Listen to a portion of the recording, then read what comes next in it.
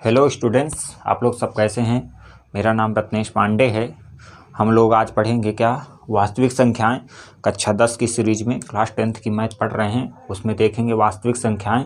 वास्तविक संख्याओं को पढ़ने से पहले उसके बारे में थोड़ा थ्योरी पढ़ेंगे, फिर इसके बाद NCERT के एक्सरसाइज करवाएंगे। तो पहले क्या है वास्तविक संख्या।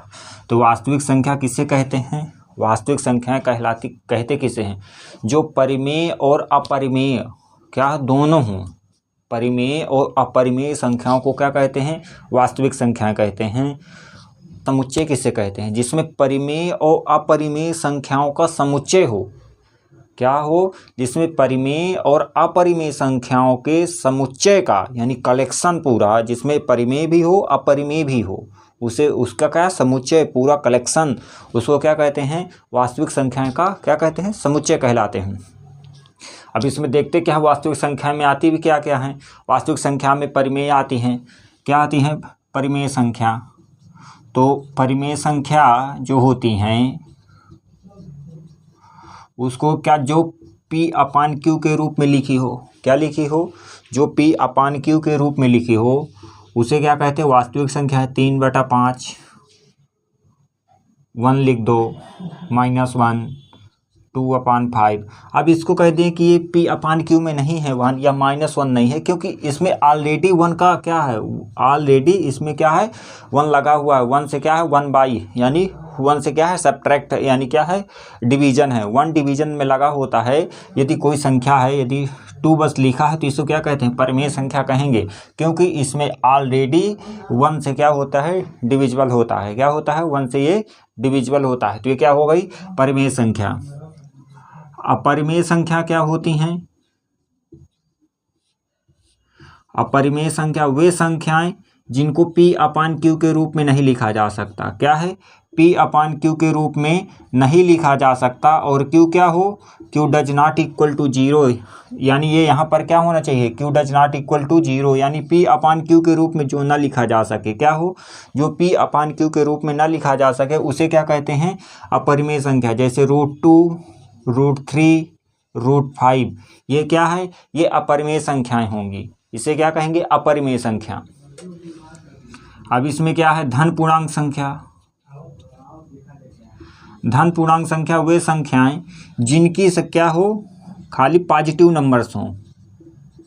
क्या हो? पॉजिटिव नंबर्स हों। 1 से लेकर पूरी, यानी 0 को भी इंक्लूड करेंगे, नहीं तो 1 से लेकर 0 को इंक्लूड धन पूर्णांक में नहीं करेंगे। ना तो वो माइनस में आता है और ना तो ऋण में आता है और ना तो धन में आता है, यानी पॉजिटिव में आता है। तो ये क्या होगा? धन पूर्णांक संख्या 1 से लेकर इन्फिनिटी तक होगी। ऋण पूर्णांक संख्या क्या होती हैं? ऋण पूर्णांक संख्या में माइनस से क्या होती है? -2, ऐसे करके क्या हो जाएगा? जो माइनस से लेकर पूरी कहाँ तक? पूरी इन्फिनिटी तक हो। क्या हो? पूरी इन्फिनिटी, माइनस इन्फिनिटी से पूरी क्या प्लस इन्फिनिटी तक हो, उसे क्या कहते हैं? माइनस, यानी ऋण पूर्णांक संख्या कहते हैं। और इसमें क्या होगा? शून्य संख्या क्या होती हैं? जिसमें क्या हो? खाली ओनली 0 हो, उसे क्या कहते हैं? शून्य संख्याएं कहते हैं। क्या कहते हैं? उसे शून्य संख्याएं कहते हैं। क्या है? न्यूक्लिक विभाजन प्रमेय। प्रमेय क्या होती है? A = BQ + R = 0। क्या होगी? 0। A क्या है? A भाज्य है। B क्या है? B भाजक है। Q क्या है? भागफल है। और R क्या है? R शेषफल है। A क्या है? भाज्य, B क्या है? भाजक, Q क्या है? भागफल, और R क्या है? शेषफल। अब इसको क्या लिख सकते हैं? इसको ये लिख सकते हैं भाज्य = भाजक गुणे भागफल प्लस शेषफल = 0। इसकी प्रमेय हिंदी में क्या हो जाएगी? भाजक = भागफल गुणे भाजक प्लस शेषफल = 0। उसे क्या कहते हैं? न्यूक्लिड विभाजन प्रमेय। अब इसको निकालेंगे कैसे? इसके 3 चरणों में से हम निकालते हैं। उसको भी देखेंगे। तो इसमें क्या है, ए दिया रहेगा और इसको भाजक और भागफल की प्रमेय की तरह से निकालेंगे। तो उसको आइए देखते हैं। अब इसमें क्या है, न्यूक्लिड विभाजन प्रमेय के तरीके क्या होते हैं। न्यूक्लिड विभाजन क्या होता है, क्या बताएं। A equal B Q plus R does यानी इक्वल टू जीरो। जीरो से का यानी क्या होना चाहिए, जीरो से बी तक ले सकते हैं आर को। तो निम्नलिखित चरणों में इसको होता है। तो पहला चरण क्या होता है, यदि सी और डी के लिए न्यूक्लिड विभाजन का प्रयोग करके हमें क्यू और आर ज्ञात करना है तो क्या हो जाएगा, C equal to D Q plus R. इसमें सी क्या है, सी फिर वही है भाज्य, डी क्या है भाजक, डी क्या है भागफल, क्यू क्या है भागफल और आर क्या है शेषफल। इसको कहाँ से लेंगे, जीरो से और डी तक यानी अनंत तक जा सकता है। ठीक है। दूसरे चरण में क्या होगा, यदि आर इक्वल टू जीरो दिए है, क्या है आर इक्वल टू जीरो हो जाए तो डी और सी का पूर्णांक डी क्या हो जाएगा, उसका DSCF होगा। क्या हो जाएगा, DSCF है। और यदि आर इक्वल टू जीरो नहीं आ रहा है तो क्यू और आर को न्यूक्लिड प्रमेय का प्रयोग करते रहेंगे। फिर क्या है, तीसरे चरण में क्या, इस प्रक्रिया को तब तक जारी रखिए जब तक क्या शेषफल जीरो ना हो जाए। इसी स्थिति में प्राप्त भाजक ही क्या हो जाएगा, SCF हो जाएगा। क्या हो जाएगा, SCF हो जाएगा। और इसका हम प्रयोग न्यूक्लिड प्रमेय में यानी धन पूर्णांकों की संख्या का प्रयोग करेंगे। और B does not equal to zero होना चाहिए। क्या है, B does not equal to zero होना चाहिए। और हम न्यूक्लिड विभाजन प्रमेय में धन पूर्णांकों की संख्या का हम क्या करेंगे, प्रयोग करेंगे। आइए अब हम एक्सरसाइज 1.1 देखेंगे, इसके क्वेश्चन करेंगे। निम्नलिखित संख्याओं को क्या है, निम्नलिखित संख्याओं का HCF ज्ञात करने के लिए न्यूक्लिड विभाजन एल्गोरिदम का प्रयोग करना है। क्या करना है, विभाजन यानी न्यूक्लिड प्रमेय का क्या करना है। तो इसको क्या करेंगे, पहले 225 लेंगे, क्या लेंगे 225 लेंगे। तो इसका मल्टीप्लाई कर यानी क्या उठाएंगे, इससे गुणा करेंगे, 135 से गुणा करेंगे। पहले यहाँ पर क्या लेंगे 135। यदि 2 का मल्टीप्लाई कर रहे हैं तो 2 का मल्टीप्लाई करने पर ज़्यादा जा रहा है। क्या जा रहा है, यदि 2 का मल्टीप्लाई कर रहे हैं, क्या कर रहे हैं 2 का, तो कितना हो जा रहा है 05 यानी कितना जा रहा है 450 आ रहा है। यदि 450 आ रहा है तो इससे ज़्यादा हो रहा है तो 1 का गुणा करेंगे। क्या करेंगे, 1 का मल्टीप्लाई करेंगे। अब 225 में कितना 135 हुआ तो इसमें से क्या कर देंगे, घटा देंगे। 225 में 135 घटा देंगे तो कितना आ जाएगा 90। यदि 90 आ जाएगा तो जोड़ देंगे तो कितना आ जाएगा, यदि 135 गुणे 1 प्लस 90 कर देंगे तो कितना आ जाएगा 225। अब इसका ये क्या हुआ, चरण नंबर 1। अब चरण नंबर 2 में लेना है 90 क्या होना चाहिए, does not equal to zero होना चाहिए। और 90 का मल्टीप्लाई करेंगे। क्या करेंगे, 90 का मल्टीप्लाई नहीं करेंगे, अब क्या करेंगे 135 का करेंगे। किसका करेंगे, 135 उठाएंगे। फिर दूसरे चरण में वो संख्या उठाते हैं जो यहाँ से शुरुआत होती है, जिसको वो संख्या लेते हैं जो यानी शुरू में शुरुआत होती है। तो अब जब 135 लेंगे तो अब इसका क्या करेंगे, इसका 90 से क्या करेंगे गुणा करेंगे। 90 गुणे 2 करेंगे तो कितना आ जाएगा, 2 से ज़्यादा आ जाएगा। तो इसमें क्या करेंगे, इसमें भी 1 का करेंगे और प्लस कितना करेंगे, यदि इसमें कर देंगे तो 45। यदि 45 जोड़ देंगे इसमें 90 में तो कितना आ जाएगा 135। अब फिर तीसरे चरण में क्या होगा, तीसरे चरण में 90 लेंगे। क्या लेंगे 90 लेंगे और ये संख्या उठाएंगे गुणे में। क्या करेंगे 45 गुणे क्या करेंगे 2 तो कितना हो जाएगा 90। और ये प्रक्रिया कब तक चलती है, जब तक शेषफल जीरो ना आ जाए। तो ये जीरो आ जाएगा तो इसका क्या हो जाएगा 135 और 225 का HCF कितना आ जाएगा 45। कितना आ जाएगा, तो इसमें पहले फिर से देखते हैं। यदि 225 लेंगे, 225 को किससे मल्टीप्लाई करेंगे, जिसका HCF जिससे निकालना है, तो 135 से करेंगे, एक बार जाएगा। दूसरी बार क्या करेंगे, उसमें 90 जोड़ेंगे तो कितना आ जाएगा 225। फिर इसका क्या 90 does not equal to zero होना चाहिए। फिर क्या है 135 लेंगे, जो यहाँ संख्या शुरुआत में होती है उसे फिर क्या करते हैं यहाँ लेते हैं, और जो यहाँ शेष फल होता है उसे यहाँ क्या करते हैं मल्टीप्लाई करते हैं उससे। तो इसमें क्या करेंगे 90 गुणे फिर 2 बार नहीं जाएगा, फिर एक बार करेंगे 45 आएगा, फिर 90 यहाँ लेंगे जो यहाँ फिर क्या है भागफल में है यानी भाजक है, उसे क्या लेंगे यहाँ लेंगे और 90 का गुणा करेंगे तो 0 आ जाएगा और इसका HCF कितना आ जाएगा 45 आ जाएगा। दूसरा देखते हैं। अब इसमें क्या है, इसमें पहले बड़ी संख्या देखेंगे। दूसरा क्वेश्चन है, इसमें बड़ी संख्या क्या है, इसमें बड़ी संख्या क्या है 38220 क्या है ग्रेटर देन है इससे 196 से, क्या है 196 से। तो पहले बड़ी संख्या क्या लेंगे 38220 को लेंगे। अब इसे 196 यहाँ लेंगे और गुणा किससे करेंगे कि ये संख्या आनी चाहिए, गुणा करें या फिर जोड़ते घटा जितना आ जाए तो उसमें करेंगे 196 में हम कितने का गुणा करें कि यानी कि लगभग इसके आसपास वैल्यू पहुंच जाए या फिर एग्जैक्ट ही पहुंच जाए। तो हम लगभग 195 का गुणा करेंगे तो कितना आएगी 5 6 का 30, 5 9 45, 3 48, 5 1 के 5, 5 4 9, 9 54, 9 6 54, 9 81, 81 5 86, 9 1 के 9, 9 8 17। फिर क्या करेंगे 6 9 1 0 8 4 12 6 6 12 12 अच्छा 18 18 3 21 और 21 1 22 9 7 16 1 9 7 16 2 18 2 1 3 यानी एग्जैक्ट वैल्यू पहुंच रही है। तो कितने कर देंगे 195 से गुणा कर देंगे प्लस 0 आ जाएगा। अब इसमें ये देखेंगे इसमें तो शेषफल 0 आ गया यहीं, यदि शेषफल 0 आ गया तो इसका HCF क्या हो जाएगा, इसका HCF 196 हो जाएगा। क्यों ये HCF 196 हो जाएगा क्योंकि यदि HCF में 96 में इसमें से भाग 196 से भाग देंगे तो चला जाएगा और 196 से इसमें भी भाग देंगे तो चला जाएगा। यानी HCF का यही मतलब होता है ना कि दोनों में common factor, greatest common factor, सबसे बड़ा जो कॉमन फैक्टर आए वही होता है। तो इसमें क्या हो जाएगा 196 हो, इसमें क्या होगा 867 ग्रेटर देन 225।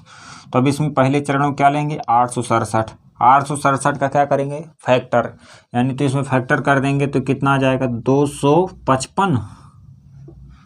867 में क्या आ जाएगा 255 गुणे 3 करो कितना आ रहा है 255 यानी 3 5 15, 3 5 15 1 16, 3 दूना 6 1 7, लगभग उसके आसपास पहुंच रहा है। अब इसमें कितना जोड़ दें कि 867 में 765 घटा दें तो ये कितना बचेगा 2 0 1 102 कर दें तो ये क्या आएगा पहला चरण आया, क्या आया पहला चरण आया।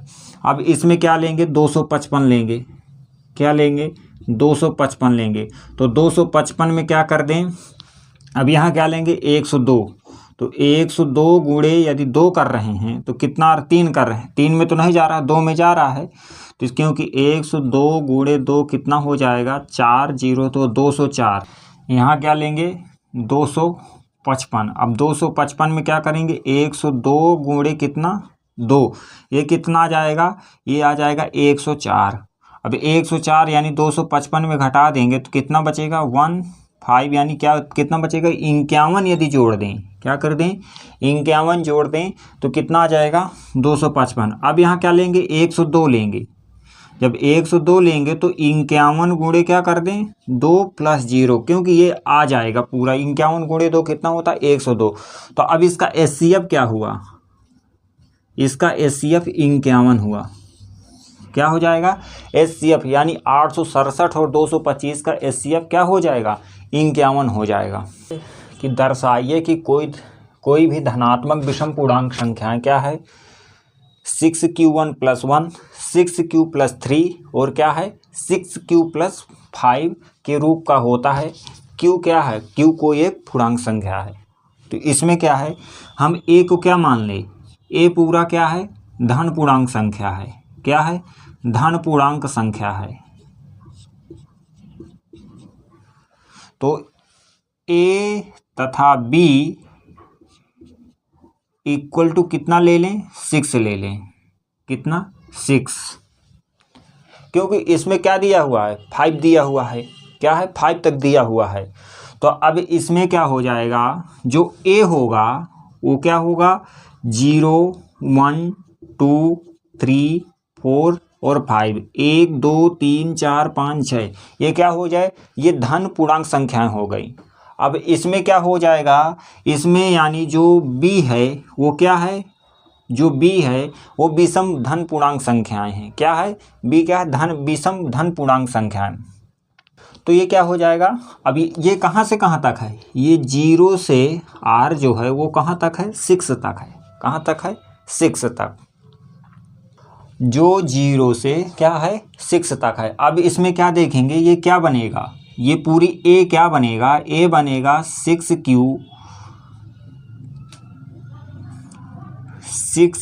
Plus 1, 6q plus 2, 6q plus 3, 6q plus 4 और 6q प्लस 5। जो a बनेगा वो क्या बनेगा, इसमें से हम यानी 0 को जब रखेंगे तो 6q होगा, यानी जोड़ते जाना है। 6q प्लस 0 करेंगे कितना आ जाएगा, 0 आएगा। 6q प्लस 1 करेंगे, 6q प्लस 2 करेंगे, 6q प्लस 3 करेंगे, 6q प्लस 4 करेंगे और 6q प्लस 5 करेंगे। अब इसमें क्या कहा है कि विषम धनात्मक विषम पूर्णांक संख्या। तो अब इसमें विषम पूर्णांक संख्याएं ना तो 6q हो सकता है, क्योंकि 0 तो विषम में आता नहीं है, यानी इसमें देखेंगे ना तो 0 हो सकता है, ना 2 हो सकता है और ना तो 4 हो सकता है। ये क्या है, ये सम संख्याएं होती हैं। तो इसमें से वही संख्याएं काट देना है, यानी क्या हो जाएगा, ये कट जाएगा और ये कट जाएगा, क्योंकि ये क्या आ रही हैं, ये सम संख्याएं हैं। यदि सम संख्याएं तो ये नहीं होगा, तो विषम धन पूर्णांक संख्याएं क्या हो जाएंगी, विषम धन पूर्णांक संख्या जो होंगी वो क्या निकल कर आएंगी, equal to 6q plus 1, 6q plus 3 और 6q प्लस 5। और शायद मेरे ख्याल से यही पूछा हुआ है कि इसको सिद्ध करना था कि ये धन पूर्णांक संख्याएं हैं कि नहीं, तो ये क्या हो जाएगा, विषम धन पूर्णांक संख्याएं हो गई। तीसरा क्वेश्चन है कि किसी परेड में 616 सदस्यों वाली एक आर्मी की टुकड़ी को 32 सदस्यों वाले आर्मी बैंक के पीछे मार्च करना है। दोनों समूहों को समान संख्या वाले स्तंभों को मार्च करना है। उन स्तंभों की क्या अधिकतम संख्या क्या है। एचसीएफ का मतलब क्या होता है, अधिकतम संख्या। अधिकतम संख्या क्या है जिसमें वे मार्च कर सकते हैं। तो हमें क्या निकालना है, एचसीएफ। एचसीएफ किसका निकालना है, 160 और किसका 32 का क्या हो जाएगा, एचसीएफ क्या होगा। तो इसमें क्या हो जाएगा 160 ग्रेटर देन क्या हो जाएगा 32। अब इसमें क्या करेंगे, इसमें न्यूक्लिड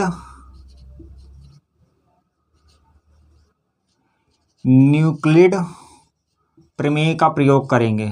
प्रमेय से क्या हो जाएगा, अब क्या करेंगे 166 इक्वल टू क्या हो जाएगा 32। इससे कितने से भाग दें कि इसके आसपास वैल्यू पहुंच जाए।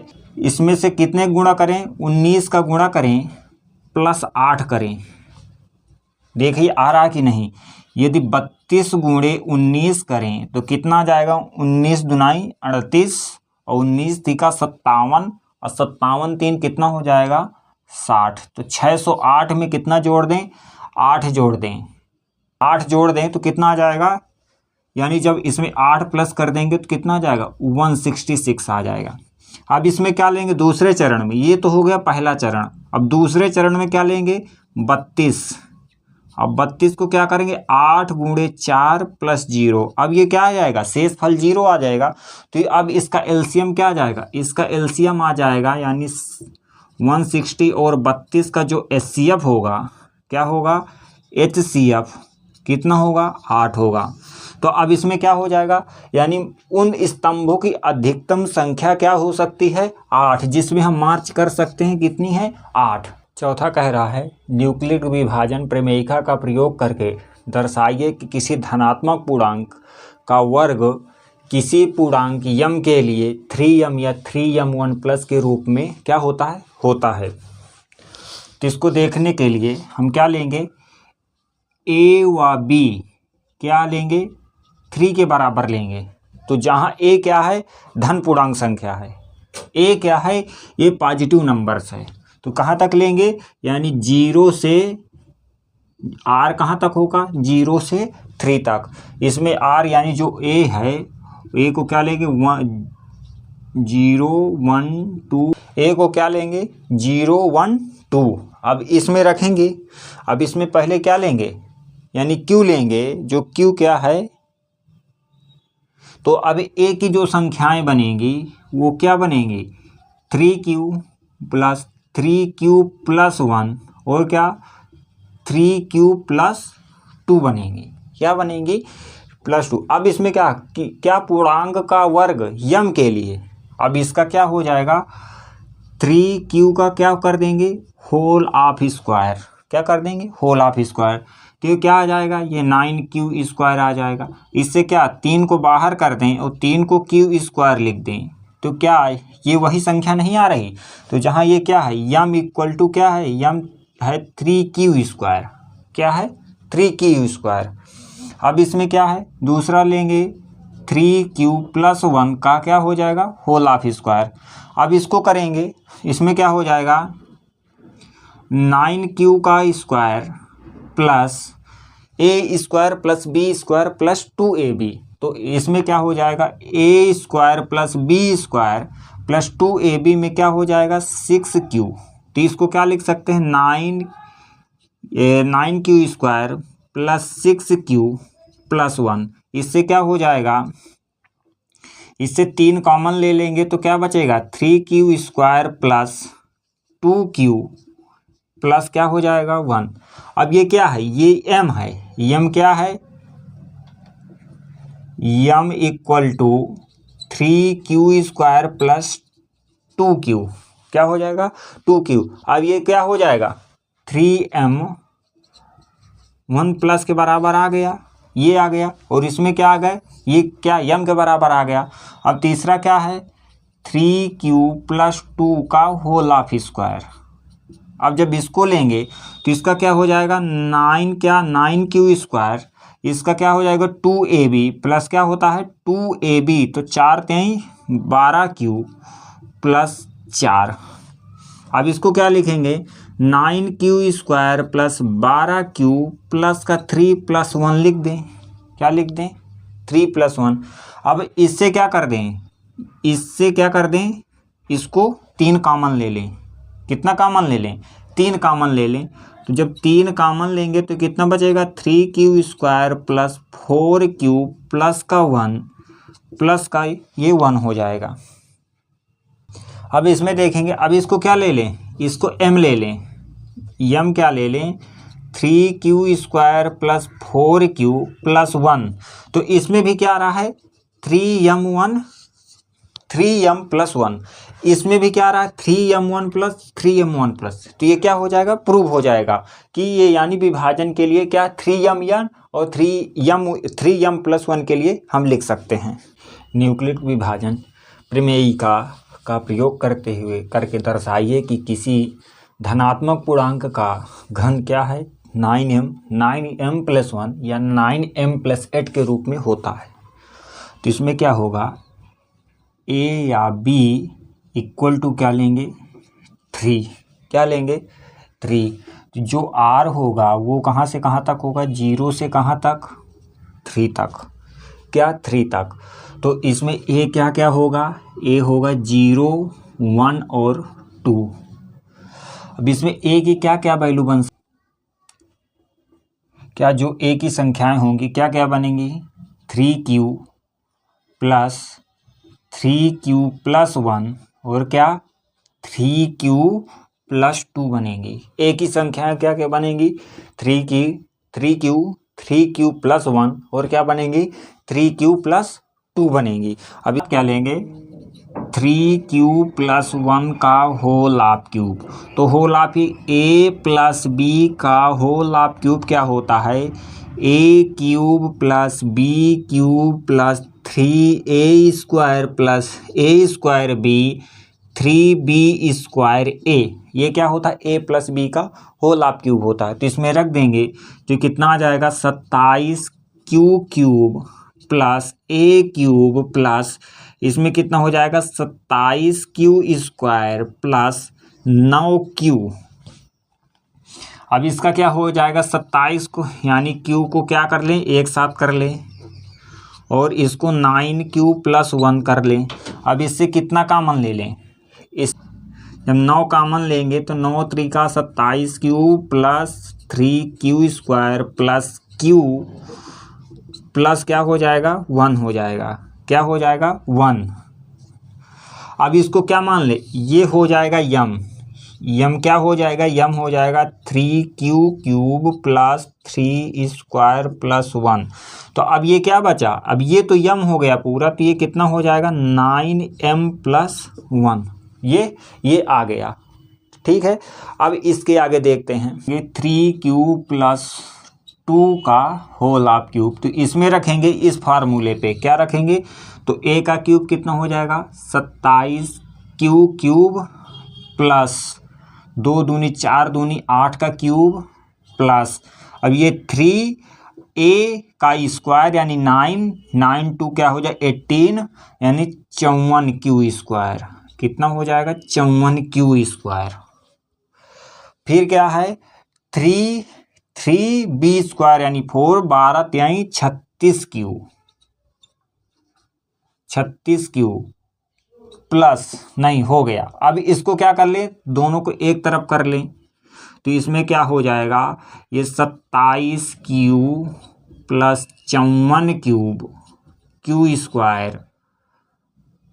36Q + 8। अब 3Q² प्लस 9 छंग 54 6Q प्लस 9 चौको 36Q + 8। और ये क्या है, ये है यम, और ये क्या हो जाएगा ये 9m + 8 9m + 8। तो ये क्या लिख सकते हैं हम इसको 9m को और 9m + 1 + 9m + 8 के रूप में हम क्या इसको ऐसे लिख सकते हैं।